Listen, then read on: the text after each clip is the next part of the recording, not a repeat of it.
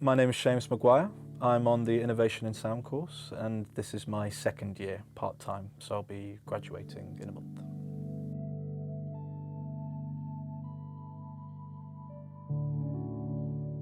The concept of my project is to take Eastern philosophy that is well-founded, but in the Western world isn't so well-founded. So I would like to investigate the depth of Buddhism and to expose that to a Western audience effectively. That's what I'm aiming for. It's an animated film that is being mixed in surround sound in 8.1. In its most basic form, it's about haiku poetry and trying to develop, I guess, a greater understanding of what haiku is, but also trying to share that with people.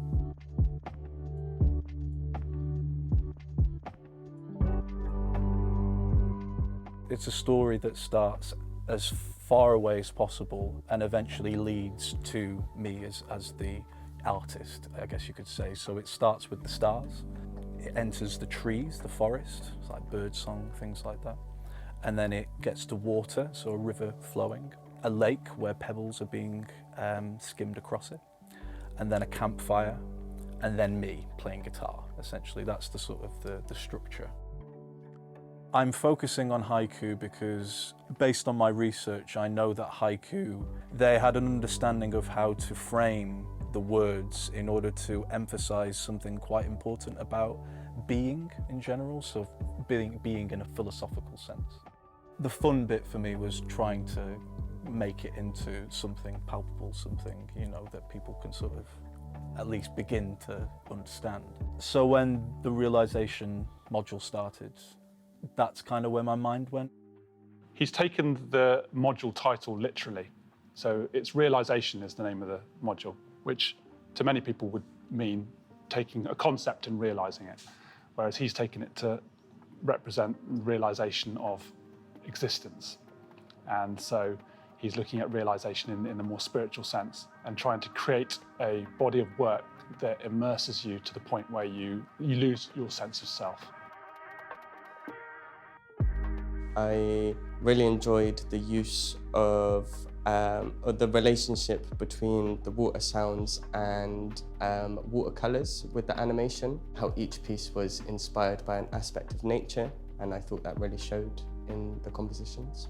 I think the use of field recordings in the form of like birds, the water, pebbles, everything like that, was very nostalgic, conjured a lot of memories. I really loved the fact that it was an 8.1 surround. I haven't sat through something like that in a long time.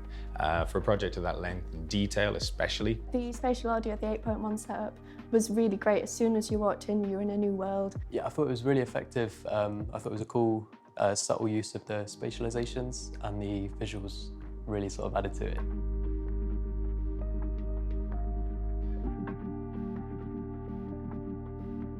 I've experimented with a few different processes throughout this project. I've been experimenting with Eurorack, I've experimented with ambisonics microphones, hydrophones, more conventional field recording equipment like a shotgun microphone.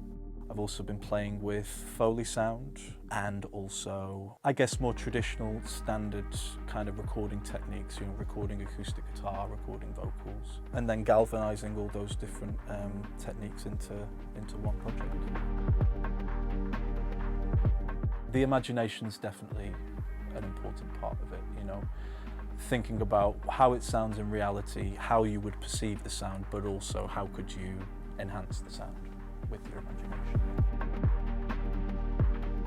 Eventually, I would like to get the film into some kind of playable commercial format, you know, so whether that means coming back here and, you know, working on it like in Dolby Atmos or something like that. Ideally, yeah, I would like as many people to see it as possible. So if that means, yeah, like film festivals and, you know, the odd exhibition, installations, things like that, that's sort of where I see it going, yeah.